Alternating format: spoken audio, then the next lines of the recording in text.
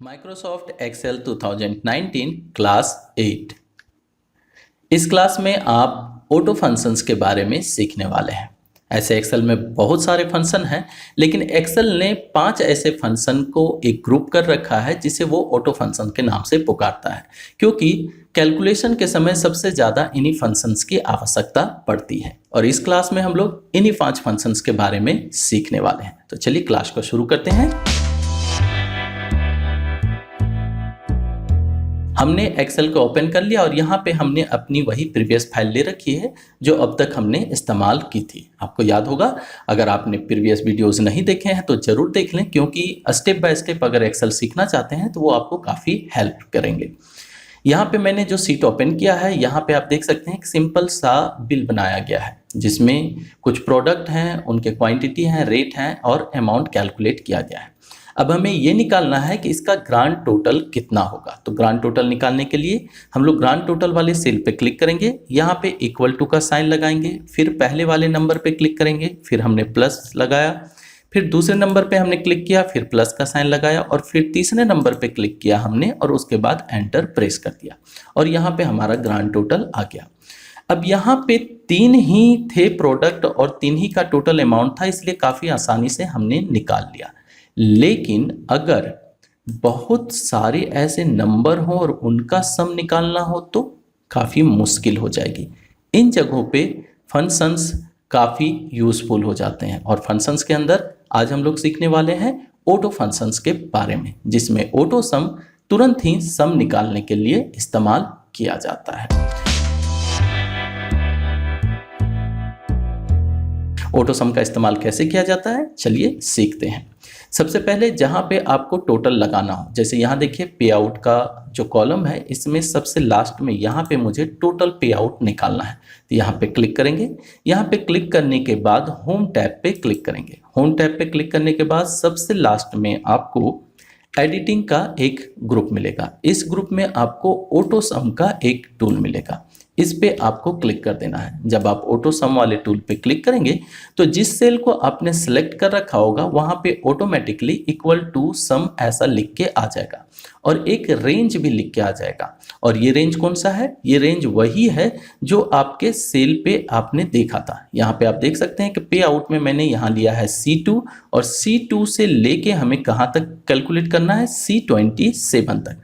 तो इसने यहाँ पे सही ले लिया है रेंज। अगर आपको लगे कि रेंज गलत है तो आप मैनुअली ओवरराइट कर सकते हैं। मैनुअली ओवरराइट करने का मतलब आप खुद से सिलेक्ट कर सकते हैं। जैसे मान लीजिए मुझे यहाँ से यहाँ तक का ही ऑटो सम निकालना है, तो इस स्थिति में हमने यहाँ से यहाँ तक सेलेक्ट किया और नीचे आएंगे तो आप देखेंगे कि यहाँ पे जो रेंज नज़र आ रहा था वो चेंज हो चुका है, लेकिन अभी तो हमें पूरा रेंज लेना है। तो चलिए फिर से सिलेक्ट कर लेता हूँ, यहाँ से लेके लास्ट तक ये मैंने ले लिया। इसके बाद एंटर बटन प्रेस कर देंगे, या तो फिर आप चाहें तो फॉर्मूला बार में आपको यहाँ पे टिक का एक मार्क दिखेगा, इस पे भी आप क्लिक कर सकते हैं। जब इस पे क्लिक करेंगे तो ये टोटल यहाँ पे कर देगा। तो एक तरीका आपने सीख लिया कि ऑटो सम किस तरह से इस्तेमाल करते हैं। अब ऐसा नहीं है कि आप इसके नीचे ही निकालें, आप चाहें तो किसी दूसरे जगह पर भी निकाल सकते हैं। एग्जाम्पल के तौर पर अगर हम यहाँ पे निकालना चाहते हैं तो जैसे यहाँ पे मैंने लिख लिया टोटल पे आउट और इस जगह पे हमें इसका टोटल निकालना है। तो हम यहाँ पे क्लिक करेंगे, क्लिक करने के बाद ऑटो फंक्शन पे जाके क्लिक कर देंगे। अब यहाँ पे ये लिख तो देगा, लेकिन रेंज देखिए इसने गलत ले लिया, तो हम लोग रेंज को सुधार लेंगे। रेंज कहाँ से लेना है मुझे? यहाँ से क्लिक करते हुए ड्रैग करते हुए नीचे तक आना है। ये नीचे तक आ गया मैं। इसके बाद आप देख सकते हैं यहाँ रेंज C2 से C27 दिखा रहा है, फिर एंटर प्रेस कर देंगे तो यहाँ पर भी सम निकल गया। तो आप कहीं पर भी क्लिक करके ऑटो सम का इस्तेमाल कर सकते हैं, बस रेंज जो है वो आपको सही करना होगा। अगर आप उसी कॉलम के नीचे क्लिक करते हैं जहाँ पे आपको ऑटो सम निकालना है तो वो ऑटोमेटिकली रेंज भी ले लेता है, लेकिन अगर आप किसी दूसरे जगह पे, जैसे कि यहाँ पे हमने क्लिक किया था, तो आपको रेंज खुद बताना पड़ता है। दूसरा तरीका और भी है, जैसे इसे मैं मिटा देता हूँ। दूसरा तरीका यह है कि आप पहले से ही रेंज को सिलेक्ट कर लें। जैसे मैं यहाँ से लेके लास्ट तक सिलेक्ट कर लेता हूँ, ये मैंने सिलेक्ट कर लिया। इसके अलावा एक सेल और भी एक्स्ट्रा मैं सिलेक्ट कर रहा हूँ जिस पे मेरा टोटल आएगा। इसके बाद ऑटो सम पे जाके क्लिक कर देना है। जैसे ऑटो सम पे क्लिक करेंगे तो आप देखेंगे कि नीचे इसने बिना कुछ लिखे डायरेक्टली ही सम कर दिया। तो 2 तरीके आपने सीख लिए। तीसरा तरीका मैनुअल है। मैनुअल करने का मतलब जैसे यहाँ पे डायरेक्ट टाइप करें आप इक्वल टू और लिखें SUM, इसके बाद ब्रैकेट ऑन करें और खुद यहाँ का जो सेल रेंज था वो टाइप कर दें। सेल रेंज कौन सा था? ये था हमारा, इस पे पहला हमने क्लिक किया तो यहाँ पे ऑटोमेटिक आ गया। इसके बाद कॉलन का साइन लगाएंगे। कॉलन का साइन लगाने के बाद नीचे आएंगे तो आप देखेंगे कि दोनों जगह पे सेम रेंज इसने लिख दिया, मतलब C2 पहले भी लिखा और बाद में लिखा, जबकि हमें C2 नहीं चाहिए। यहाँ पे हमें कौन सा रेंज चाहिए, यहाँ पर चाहिए C27। लेकिन आप यहाँ पे C27 पे आकर क्लिक ना कर दें। अगर क्लिक कर देंगे तो क्या हो जाएगा, चलिए ये भी देख लीजिए। जैसे मैंने क्लिक किया तो इसने रेंज छोड़ दिया, C27 ही लिख दिया और यहाँ C2 जो हमने क्लिक किया था वो हट गया। तो यहाँ पे हमें खुद ही टाइप करें तो बेहतर रहेगा। तो यहाँ पे C2 मैंने लिया, कॉलन लगाया, इसके बाद C27 मैंने लिख दिया और जैसे C27 मैंने टाइप किया तो आप देख सकते हैं कि इसने रेंज सेलेक्ट कर लिया। अब इसके बाद एंटर प्रेस कर दीजिए। एंटर प्रेस करते ही यहाँ पे टोटल हो जाएगा। तो 3 तरीके आपने देख लिए। चौथा तरीका और भी मज़ेदार है और वो है कीबोर्ड शॉर्टकट। कीबोर्ड शॉर्टकट इस्तेमाल करने के लिए जहाँ पे आपको सम लगाना हो, मतलब जहाँ पे जोड़ करना हो, उस सेल पे क्लिक करें और क्लिक करने के बाद अल्ट के साथ इक्वल टू बटन को कीबोर्ड से दबाएं। ऐसा दबाएंगे तो तुरंत ही यहाँ पे ऑटो सम का फंक्शन टाइप हो जाएगा और ये रेंज भी सिलेक्ट कर लेगा। फिर एंटर प्रेस कर दें और तुरंत ही यहाँ पे जोड़ लग जाएगा। नेक्स्ट ऑटो फंक्शन के अंदर आता है एवरेज। एवरेज अर्थात किसी चीज़ का मुझे जैसे टोटल है और उसका एवरेज निकालना हो तो वहाँ पे इस्तेमाल किया जाता है। एग्जाम्पल के तौर पे हम ये जानना चाहते हैं कि ये टोटल पे आउट जो है उसमें एवरेज पे कितना हुआ है, तो इसके लिए हम लोग एवरेज फंक्शन का इस्तेमाल कर सकते हैं। जैसे आप देख सकते हैं सभी का अलग अलग पे है, किसी को 7,500 तो किसी को 2,600, 2,900, 4,500 ऐसा पे किया गया है। तो टोटल में से एवरेज पे कितना हुआ है ये जानने के लिए एवरेज फंक्शन का इस्तेमाल करेंगे। तो एवरेज फंक्शन हम यहीं पे निकालना चाहते हैं। चलिए इसे मैं मिटा देता हूँ। इसे मिटाने के बाद हम यहाँ पे क्लिक करेंगे, होम टैब पे क्लिक करेंगे, ऑटो सम वाले फंक्शन में जाएंगे लेकिन क्लिक नहीं करेंगे। वहां पे एक ड्रॉपर मिलेगा, ये देखिए एक छोटा सा ड्रॉपर नजर आ रहा है। इस पे जब आप क्लिक करेंगे तो बाकी के फंक्शन आपको नजर आएंगे जिसमें हमें एवरेज भी दिखेगा।